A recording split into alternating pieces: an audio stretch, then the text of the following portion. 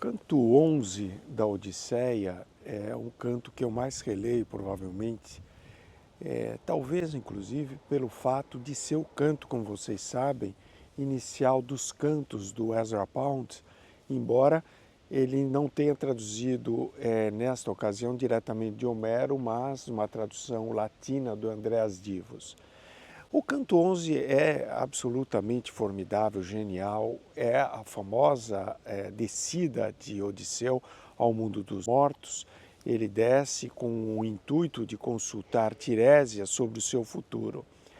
E logo de início, vocês têm uma cena pungente, uma das mais pungentes do poema, porque ele não sabe que a sua mãe morreu. E ele a encontra justamente quando ele desce ali no Hades e numa situação extremamente difícil, ele não pode deixá-la beber o sangue antes que Tiresias o faça. Então é um encontro muito rápido neste momento e em seguida ela reaparece depois da conversa que o herói tem com o Vate. Imagine essa situação, ele desconhece a morte da mãe e a reencontra no mundo dos mortos. Difícil encontro justamente porque ele tem que rechaçar a mãe neste momento para que Tiresias então apareça e faça o seu vaticínio. Depois há um reencontro ainda com a mãe, aí sim eles dialogam, mas também é muito bem construído, maravilhoso, uma dramaticidade muito intensa, porque em meio à conversa, Odisseu tenta por 3 vezes abraçar a mãe. Bom, mas a mãe não possui mais corpo. O corpo dela se esvaiu com a morte.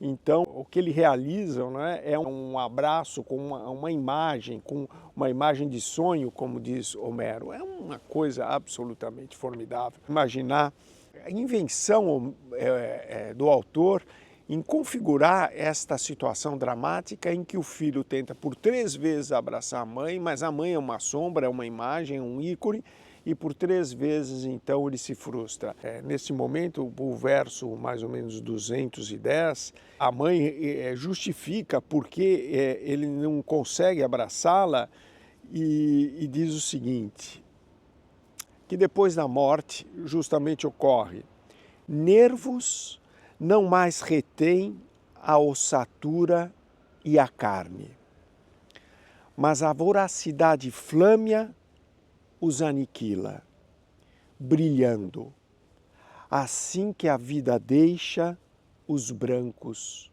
ossos. Veja que descrição formidável que faz, então, a mãe de Odisseu, desta situação do morto que já não possui corpo, é apenas uma imagem e por isso, portanto, o filho não consegue abraçá-la no Hades. E ela continua e diz o seguinte, e feito sonho, a ânima volátil voa. Que coisa espetacular, realmente emocionante. E todo o canto mantém esse padrão, essa qualidade estética, esse nível. Há um certo momento neste canto, que na verdade, é um relato que Odisseu está fazendo ao rei dos Feácios. O rei dos Feácios, o Antino, ele fica tão impressionado com aquela descrição que ele imediatamente conclui que tudo que o herói diz é verdade.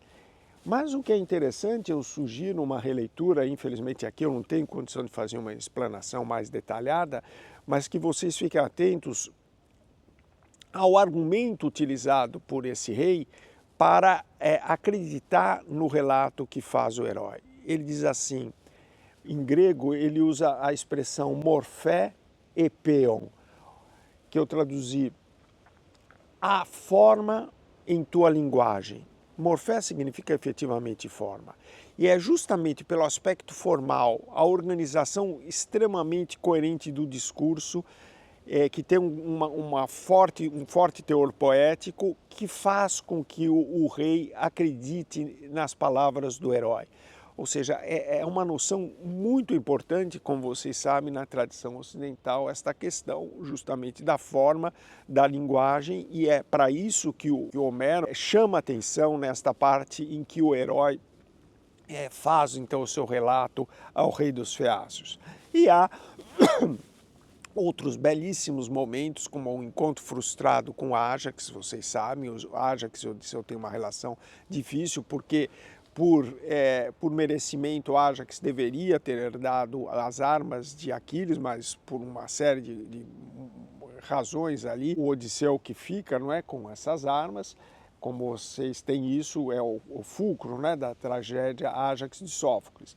Mas os dois têm uma dificuldade grande de relação, e aparece a imagem do Ajax, e o Odisseu justamente tenta conversar com essa imagem, e o Ajax simplesmente não pronuncia nenhuma palavra. Ele se esvai como uma sombra, assim como veio, sem ter tido nenhuma manifestação de apreço ou de desgosto. Simplesmente ele ignora o herói. E há, por fim, os famosos versos em que Odisseu, encontrando Aquiles também neste contexto, tenta reconfortá-lo, dizendo que ele foi e é ainda na memória das pessoas o maior dos heróis, e o Aquiles responde de uma maneira sintética e muito emblemática do personagem. Ele diz o seguinte: não queiras embelezar a morte, pois preferiria lavrar a terra de um ninguém depauperado, que quase nada tem do que comer, a ser o rei de todos os defuntos cadavéricos. É isso, pessoal. Um abraço.